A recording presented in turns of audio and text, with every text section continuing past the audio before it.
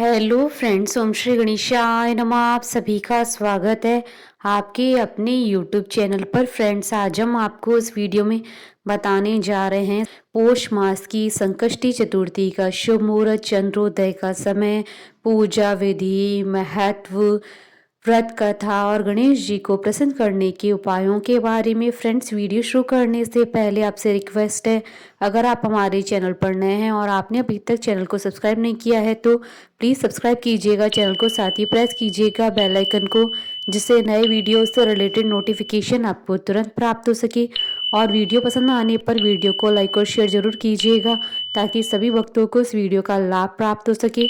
और comment box में ओम श्री गणेशाय नमः जरूर लिखिएगा।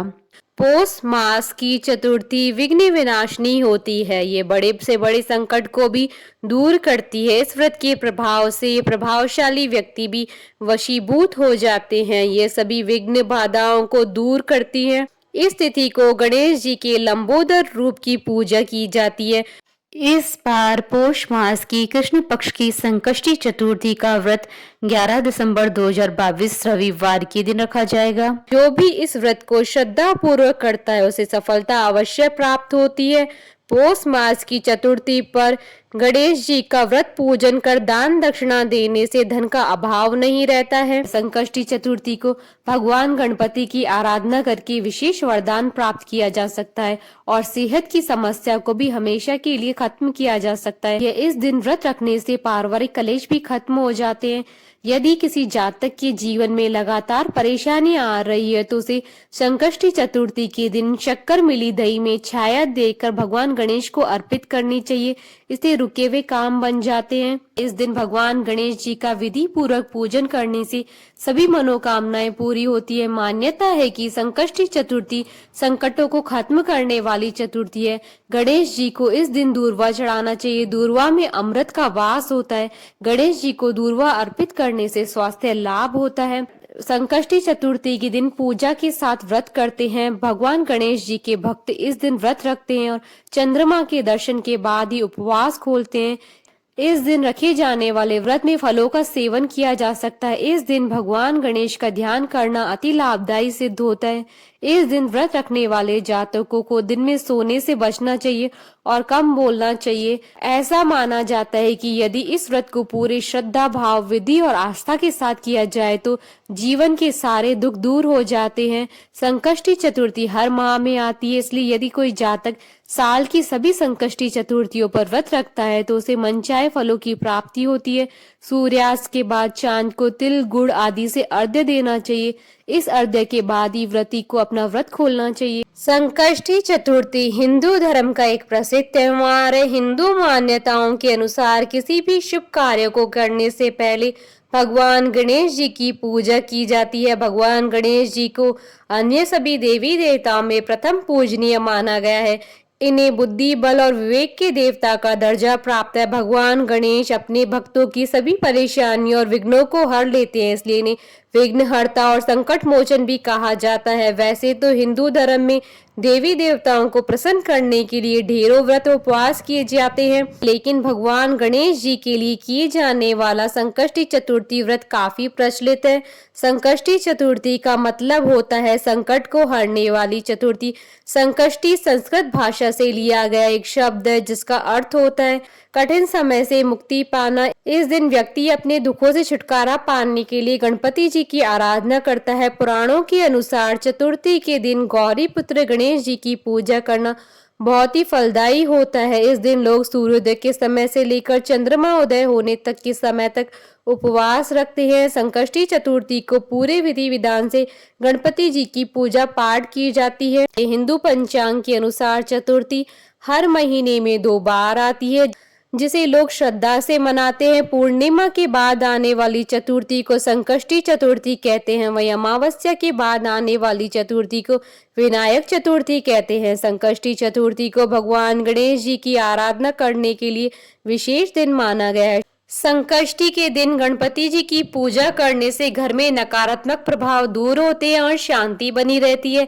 ऐसा कहा जाता है कि गणेश जी घर में आ रही सारी विपदाओं को दूर करते हैं और व्यक्ति की मनोकामनाओं को पूरा करते हैं। चंद्र दर्शन भी चतुर्थी के दिन बहुत शुभ माना जाता है। सूर्योदय से प्रारंभ होने वाला यह व्रत चंद्र दर्शन के बाद ही संपन्न होता है। पूरे साल में संकष्टी चतुर्थी के 13 व्रत रखे जाते हैं। सभी व्रत के लिए एक अलग व्रत कथा है।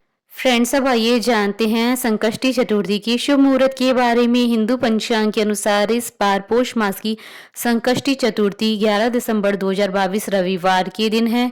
पोष कृष्ण चतुर्थी तिथि प्रारंभ होगी 11 दिसंबर 2022 को शाम 4:14 पर और पोष कृष्ण चतुर्थी तिथि का समापन होगा 12 दिसंबर 2022 को शाम 6:48 पर। चंद्रोदय का समय रहेगा 11 दिसंबर 2022 को रात्रि 8:01 पर। फ्रेंड्स, अब आइए जानते हैं संकष्टी चतुर्थी की पूजन विधि के बारे में। गणपति में आस्था रखने वाले लोग इस दिन उपवास रखकर उन्हें प्रसन्न कर अपनी मनचाहे फल की कामना करते हैं। इस दिन आप प्रातः काल सूर्योदय से पहले उठ जाएं। व्रत करने वाले लोग सबसे पहले स्नान कर साफ और धुले हुए कपड़े पहने। इस दिन लाल रंग का वस्त्र धारण करना बेहद शुभ माना गया है और साथ में यह भी कहा जाता है कि ऐसा व्रत करने से व्रत सफल होता है। स्नान के बाद गणपति जी की पूजा की शुरुआत करें। गणपति जी की पूजा करते समय जातक को अपना मुंह पूरब या उत्तर दिशा की ओर रखना चाहिए। सबसे पहले आप गणपति जी की मूर्ति को फूलों से अच्छी तरह सजा दें। पूजा में आप तिल, गुड़, लड्डू, फूल, तांबे के कलश में पानी, धूप, चंदन और प्रसाद के तौर पर केला या नारियल रख लें। ध्यान रहे कि पूजा के समय आप देवी दुर्गा की प्रतिमा या मूर्ति अपने पास रखें। ऐसा करना बेहद शुभ माना जाता है। गणपति जी को रोली लगाएं और फूल और जल अर्पित करें। संकष्टी को भगवान गणपति को तिल के लड्डू और मोदक का भोग लगाएं। गणपति जी के सामने धूप दीप जलाकर ओम श्री गणेशाय नमः मंत्र का जाप करें। पूजा के बाद आप फल, मूंगफली, खीर, दूध या साबूदाने को छोड़कर कुछ भी न खाएं। बहुत से लोग व्रत वाले दिन सेंधा नमक का इस्तेमाल करते हैं, लेकिन आप सेंधा नमक नजरअंदाज करने की कोशिश करें।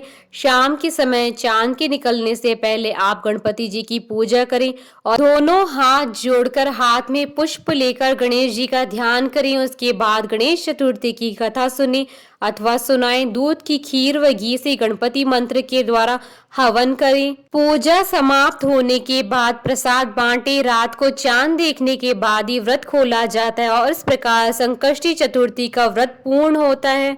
फ्रेंड्स, अब आइए प्रारंभ करें पोष मास संकष्टी चतुर्थी व्रत कथा। राक्षस राज रावण की कथा। देवी पार्वती जी ने श्री गणेश जी से पूछा, हे पुत्र, पौष माह में किस गणेश जी की पूजा करनी चाहिए?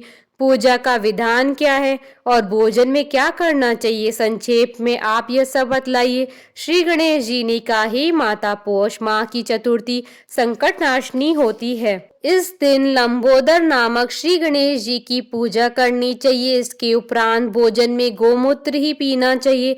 व्रती को पूजन पूर्वोक्त रीति से करना चाहिए, अर्थात सारे दिन शांत स्वभाव से उपवास रखकर व्रत करे, ब्रह्मचर्य का पालन करे, दिन में सोए नहीं, रात को पूजा से निपटकर ब्राह्मण को भोजन कराएं। दूध की खीर में शुद्ध घी डालकर गणपति मंत्र से हवन करे तो वह राजा को भी अपने वश में कर सकता है। इस संबंध में हम आपको एक पौराणिक कथा सुनाते हैं। एक बार रावण ने सभी देवताओं को जीत लिया। घमंड की नशे में चूर होकर उसने संध्या करते हुए बाली को पीछे से जाकर पकड़ लिया। शक्तिशाली बाली रावण को अपने बगल में दबाए हुए आकाश के रास्ते किष्किंधापुरी पहुंचा और रावण को खिलौने के रूप में अपने पुत्र अंगद को दे दिया। अंगद ने रावण के गले में रस्सी बांधकर उसे नगर में घुमाना शुरू कर दिया। संसार को जीतने वाले रावण की यह दशा देखकर समस्त नगर में रहने वाले उस पर हंसने लगे। वे कहने लगे कि अरे जरा देखो तो सही, यह विश्व विजेता रावण आज राजकुमार अंगद द्वारा सड़कों पर घुमाया जा रहा है। नगर वासियों की बातें सुनकर रावण शर्मिंदा होकर लंबी लंबी सांस लेने लगा। उसका घमंड चूर चूर हो गया। उसने अपने नाना पुलस्त्य मुनि को याद किया। अपने नाती की दीन पुकार सुनकर मुनि को अचंबा हुआ कि उसकी नाती की ऐसी दशा क्यों हुई। अधिक गर्व करने से देव, दानव, मनुष्य आदि सभी का नाश जरूर होता है। रावण के पास आकर मुनि ने पूछा कि तुमने मुझे क्यों याद किया है। रावण ने कहा, हे नाना जी, देवताओं को जीतने के कारण घमंड करने से मेरी यह दुर्गति हुई है। मैंने पूजा करते हुए एक वानर राज को देखा पश्चिमी महासागर के किनारे पर। मैंने उसे पीछे से पकड़ने की कोशिश की, परंतु मैं ही उसके हाथों पकड़ा गया।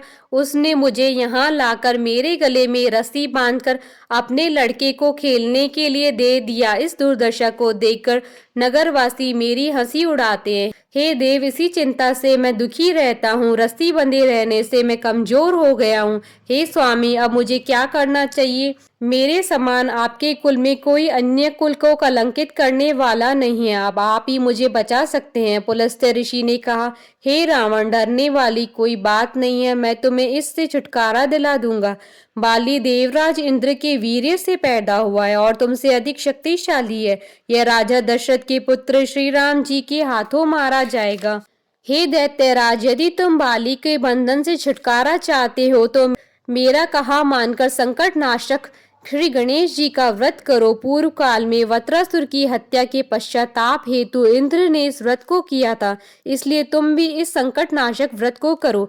बहुत जल्दी तुम्हारा संकट दूर हो जाएगा। ऐसा आदेश देकर पुलस्त्य ऋषि वन में प्रस्थान कर गए। तत्पश्चात रावण ने इस व्रत को भक्ति पूर्वक किया।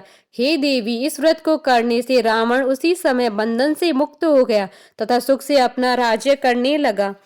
श्री कृष्ण युधिष्ठिर से कहते हैं कि हे धर्मराज, आप भी इस व्रत को करें। इसके प्रभाव से आप युद्ध में समस्त शत्रुओं को मारकर अपनी सुंदर राज्य को प्राप्त करें। श्री कृष्ण जी की कथा अनुसार युधिष्ठिर ने पोष कृष्ण चतुर्थी का व्रत विधि सहित किया और अपने राज्य को दोबारा प्राप्त कर लिया।